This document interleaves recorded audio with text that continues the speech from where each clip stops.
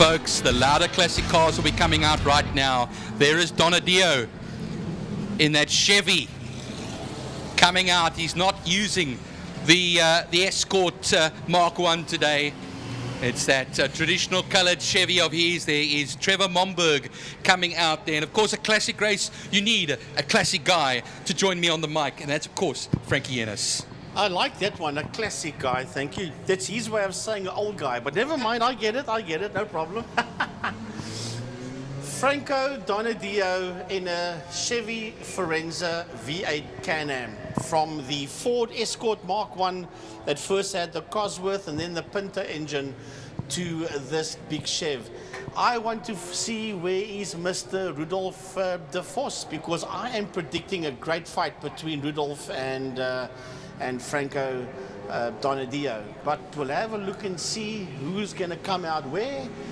Stevie Becker, Mr. Access Auto, back out on track again. He dive bombed our interview early on, but always lovely to see Steve Becker. When last was he out in that Sirocco? I think it's sorry, a Passat. Sorry, Passat. Yes. My apologies, Passat. Yeah, you're quite right. The only few Siroccos in this race will be the Trevor Hutchings one. I think Jonathan Gunn, is he out there as well? He also runs a Sirocco, but yes, that is indeed the Passat that is coming out of the Turn 2 section. He's right behind Pic Matthias Porsche 928. I'm having a look around the track, Byron, and rectify me if I'm wrong, but I don't see Rudolf de Vos's car out on the circuit. Hopefully he will come out. I'm watching them go down the back main. I see obviously Franco Donadio is there, as the rest of the cars just run through. Francois making a good point here. The Michael Hitchcock. Here comes Michael Hitchcock. He's coming out onto the circuit. We weren't sure if he was going to come out, but definitely here he comes past us now. That is the 67 car. So he is coming out. And then a few more cars coming out. Brian Evans. Senecal and Brian Evans. They're going down the back straight now. Frankie, look at Stephen Manuel. There's movement in the pit area. That is Rudolf de Vos that's making his way out onto the circuit. You just saw everybody clear the place before he comes out there. And yes, there we go. Your prayers have been answered. Our prayers have been answered, Frankie. And he might have to do a pit lane start. I think so, because they've got the cone out there in the opposite the Gibert pits. The cone and the marshal is there, so that is not going to be that great for Rudolf de Vos. And Mr. Brandon Kelly, the commentator from PE. Brandon, while you're up here, quickly just say a few words. Welcome. Thanks very much, Frankie. The first word I'm going to say, when are you guys going to install a lift to get up to the commentary box? But absolutely fantastic to be here. And this is what I've come to see. These guys squaring up. Rudolf de Vos versus Franco Donadio. Should be a good one. That was the voice of Brendan Kelly. He does all the commentating at POTR, Victory Raceway, and Elvis Grabanti, and a Formula One powerboat commentator as well, and does the rubber duck racing. So he's been in the commentating for many, many years from the Eastern Cape, from the PE side of the world, Brendan Kelly. Just quickly, nice to see him up here. Just quickly, Frankie, of course, we've got a pair of Chevy Camaros out there as well. John Spears and Roland Ward. And what happens is we have the Granada getting into position as well. Aiton Bogarts, Granada, going to be pulling into position. The Granada Piranha, Glenn Aiton Bogart, Michael Hitchcock, of course, Ford Mustang, the Shelby Mustang of Arnold Neerfeling in that group as well. There are the Hutchings, Mark II Golf Lane, orange, bright orange Sirocco for Trevor. I was just talking about Stephen Manuel earlier on in that SGL Skyline with the new Nissan colors on that machine, but also Theo Klaassen in his GTX version of that motor car as the Rumble comes off of the grid now. King of the front wheel drives, Bruce Avon Taplin in the Corolla. Mark Aiton Bogart in that Fairmont GT. Then the Ford Fairlane of Mark Tutoy. Some big motor cars on this grid. There's the Passat now. Did you see that when they allowed these other cars out on track, the Rudolf de Voss's Chevy Forenza was all over the place as he came out there, slipping and sliding. There are tons and tons and tons of kilowatts under that Rudolf de Voss's Forenza V8 Can-Am. Yeah, that was that 23 over there. Just want to see. Rudolf is busy working his way through the pack. Wow. So watching them work their way through turn number 2 on your screens, heading through the kink into turn 3, Interceptor Shoeway. And then you'll see them go up the Tygerberg Straight. Slightly uphill. We do apologize. The camera in turn 3 is a little bit dirty. It's been a long off season. There they climb the hill, a slight climb. Before we get to turn 4, Saddle Sweep, the double right-hander. Named after the legendary Mr. Saddle van der Merwe himself. Now they'll gingerly go through that section. Vance Kearney in that bright yellow Jetta, all the way from the United Kingdom. And then Mattia in the CRX Honda, Rowe in the 2002 Turbo. Look at this now. There goes Theo Klaassen past our position. There's a CRX, some Datsuns in here as well. The Bedins involved with the Datsuns. There's the solitary Alfa Romeo in there, looks like it. Oh, there's a GT Junior. The Bertoni. Down to the back of the field. The force has gone to the front. Right, so it is going to be game on. Those two Forenzas are going to go one-on-one, and they're next to each other. Pole position is Franco Donadio, and on his outside, Byron is Rudolf de Vos. Just behind the safety car that peels off, we're going to have 8 laps of chaos. The front was locked out by the two Chevy Forenza V8 Can-Ams. Now just listen, Frankie, listen.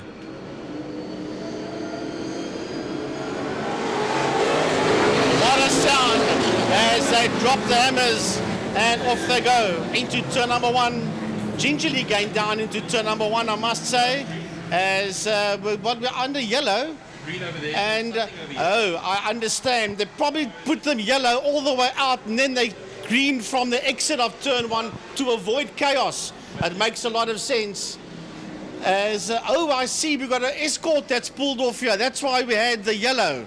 Oh. So well picked up there by Jordan. So the moment they cleared that Escort, they went green automatically, and now they race down into turn 3, Interceptor corner.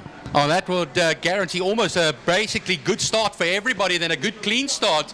Onto the Tygerberg Straight we then run now for the first time into Saddle Sweep. It's Can-Am. It's the Forenzas right with each other over there towards now the back main.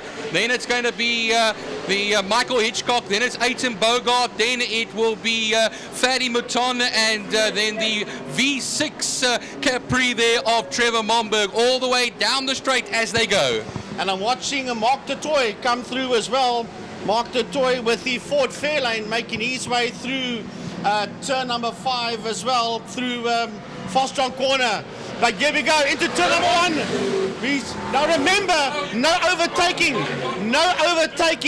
and Rudolf de Vos went for the move, then realized he cannot and pulled back in there behind Franco Donadio. I think he just caught a glimpse of that yellow flag there, Frankie, and realised, they're coming out to turn 2 now. It is going to be a bit later on the brakes there for the De Vos Forenza, but he'll go quite nice and close, but not going to make that one work there. Do you realise, Byron, that turn 1 will be yellow for the entire race? So you have now taken away a major overtaking spot, because that Escort's going nowhere in this 8-lapper. Oh, well, we got, I think it's that Ford Fairmont that went off over there. And the yellow flags were out briefly again, but back out onto the circuit. There comes the number 12 Camaro. That's out onto the track now. That number 12 Camaro, not going anywhere very quickly, but he's made it back out there. So we'll try and pick up now who will be that man out on the circuit in Class X. Never mind him, go there. All right, down the back straight we then go. Toward leaders through turn 5 now. It is still going to be Donadio. Donadio goes a bit wider onto the rumble strips there. Down towards side by side now between the two of them. The inside line is by Donadio. Outside is to Foss. No yellow flags anymore. And it's Foss going to take him? Oh, I think he will.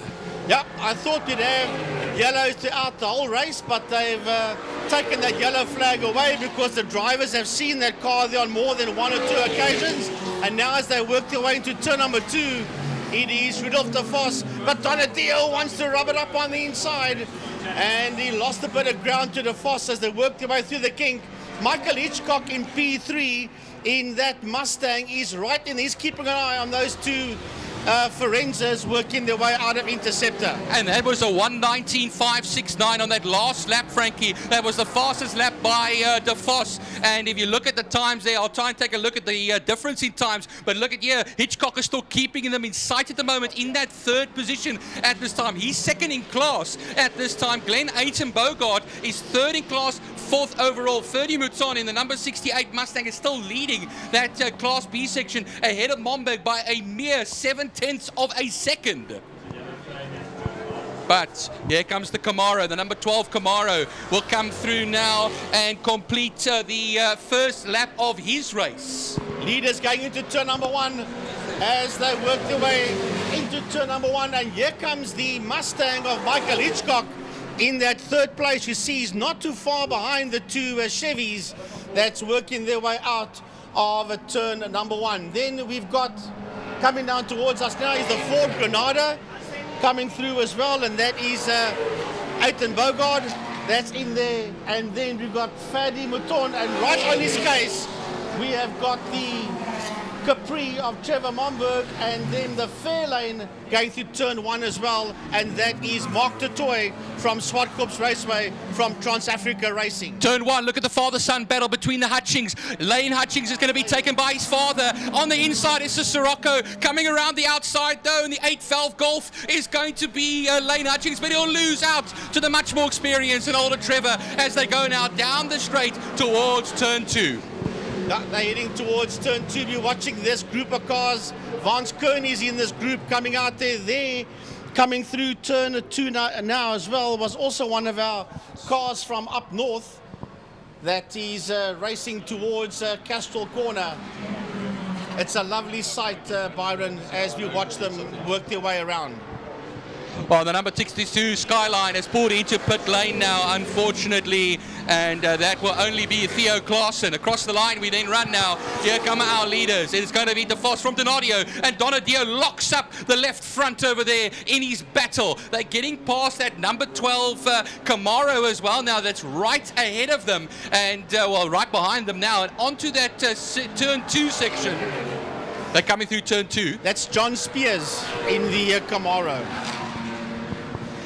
So the leaders are going through the kink, but watch out for this fight that's making its way through turn number 1. There's Ferdy Mouton. Right behind him is the Capri of Trevor Momberg. Mark de Toy coming through as well. That's a lovely Ford Fairlane of Mark de Toy. And then we've got the rest of the cars just coming through as we look for the leaders.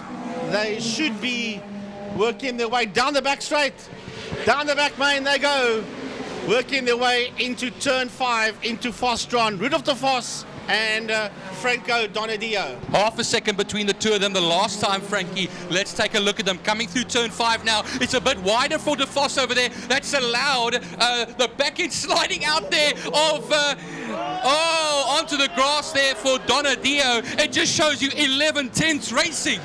Well, as they storm down into turn number 1, I think that might just have ruined his chances. Yeah. But now they're picking up back markers going into turn 1.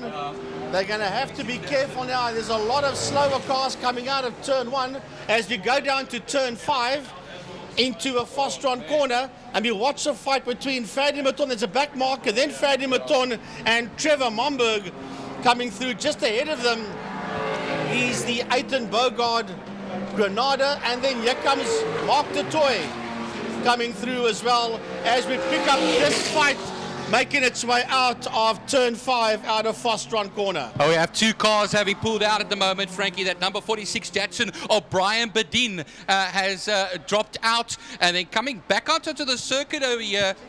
Just taking a look now onto the main straight before I get back to that. All right, so into turn 1. Look at the gaggle that's coming through turn 1 at the moment. Look at that massive machine over there. That number 28 coming through there. There's somebody running to the tires. Red. There could be a red flag here. Steve Becker. Steve Becker has mounted the tire barrier with that Passat of his. You can see the front suspension there broken. And that's a hard hit. Even the boot is open on that one. Wow. So yellow flags in that section, Frankie. Sorry, Frankie. And red flag will certainly be the order of the day here. Yeah, Jordan was saying to us red flag, and I'm looking out the window here. Normally a red flag comes out here first, and there was nothing. That's why I still said, hold on, let's wait for confirmation. But definitely, there you can see the Volkswagen Passat of Steve Becker.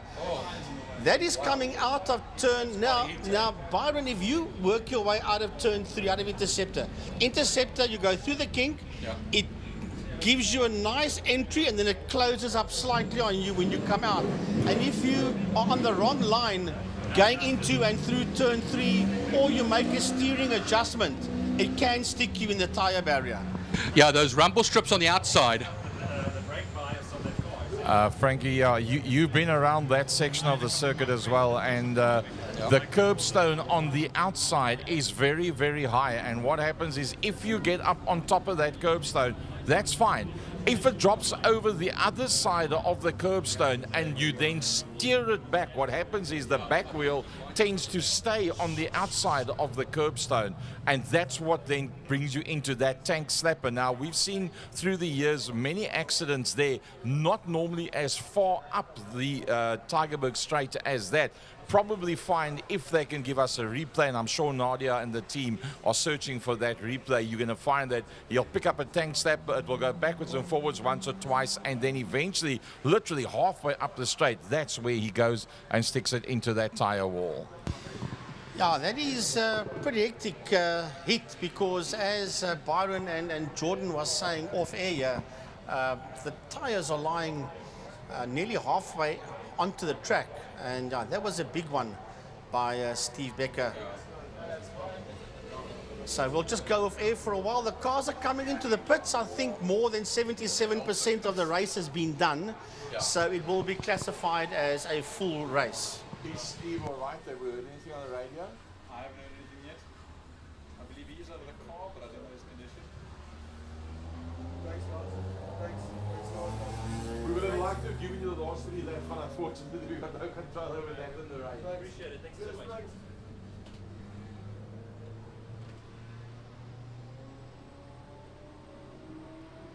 Yeah, it looks like he's hit it very hard. It's quite hard, but like you say, it's an old car. So There must be a turn 4 static camera shot replay that they can give us on that. If you look at the screen, it doesn't look that far up, but if you look out the commentary box window, it's basically in line with the entrance of turn number 1, if you look out the commentary box window. Now, what I spoke about where turn 3 closes up on you, it would have been a lot more further to our left from the commentary box if you look out towards the north side of the circuit. That was basically, the impact there was in the middle of the Tygerberg Straight, the exit of turn 3 Interceptor and turn 4 Saddle Sweep.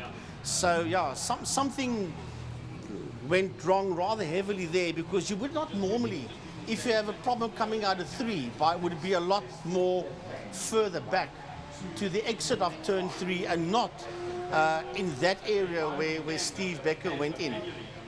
Well, Jordan and myself were talking off air as well about this, and he had a very interesting anecdote as well over there about the section and what it's commonly referred to throughout the gang. So, Jordan, you were just telling me earlier on about that section being known as the magnets.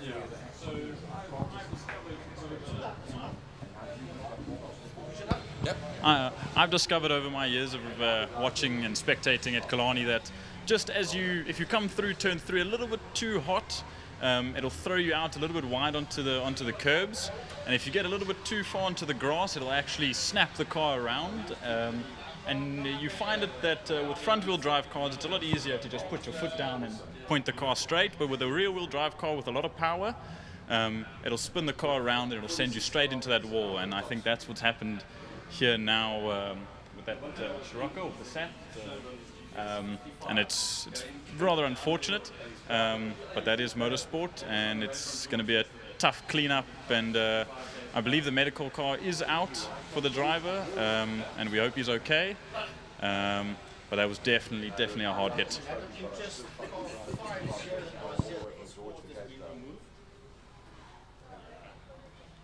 And that was Robert Senecal's car.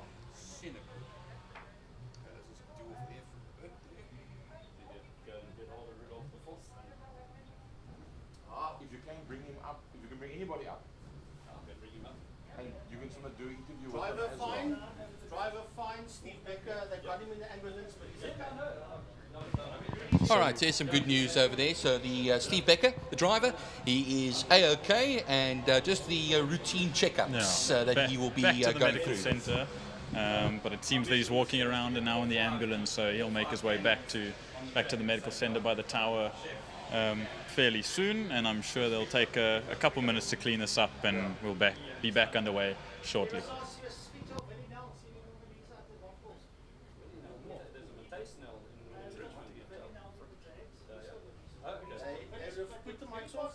Mike's off.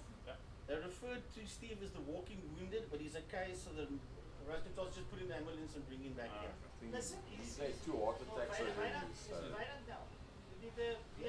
Wynand Nel had the Anglia.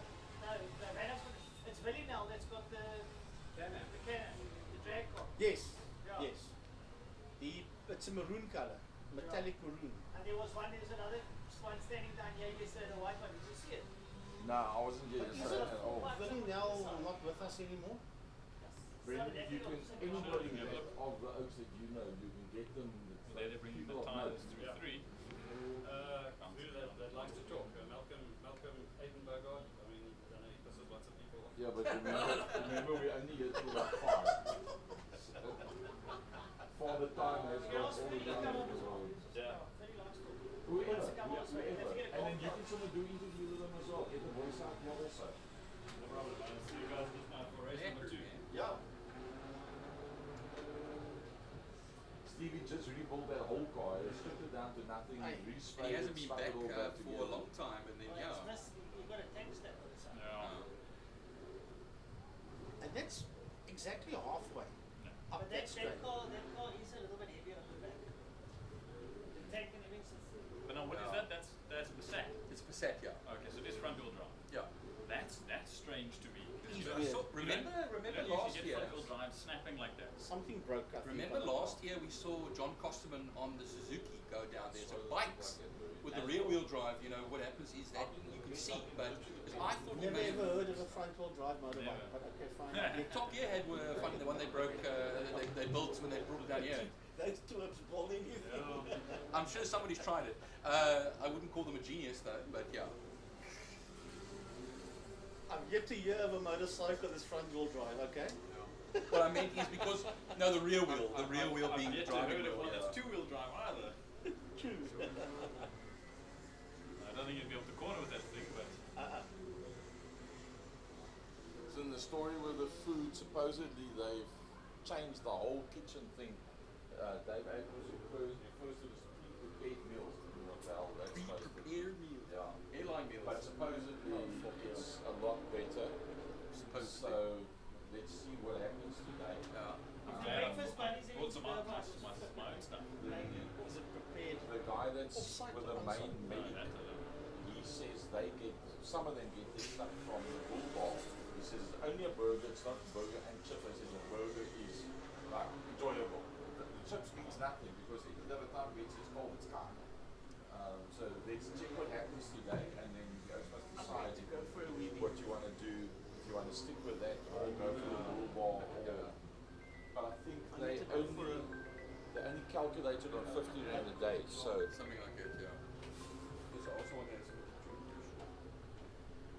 yes, Polly, you well. Lekker, lekker.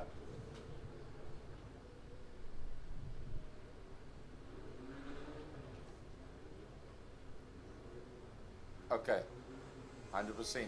Okay, thanks a lot. Okay, buddy. Cheers, man.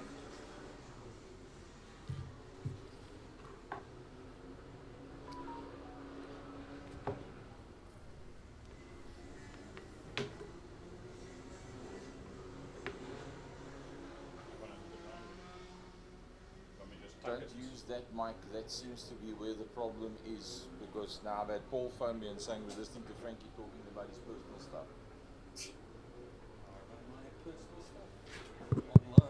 This one is not on that mic. Just tap on that mic as well. This one. Yeah. Just tap on it. There's the problem. Talk on that mic. Will it switch off? Hello, hello. Switch it off. That's the mic. That's the problem. It's not completely off. Tap on it now.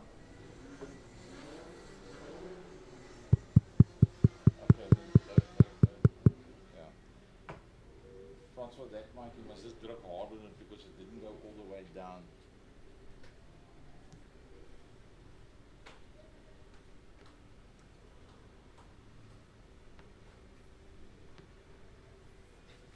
What's this? Oh. Let's check this one. Oh, there goes that. 1, 2.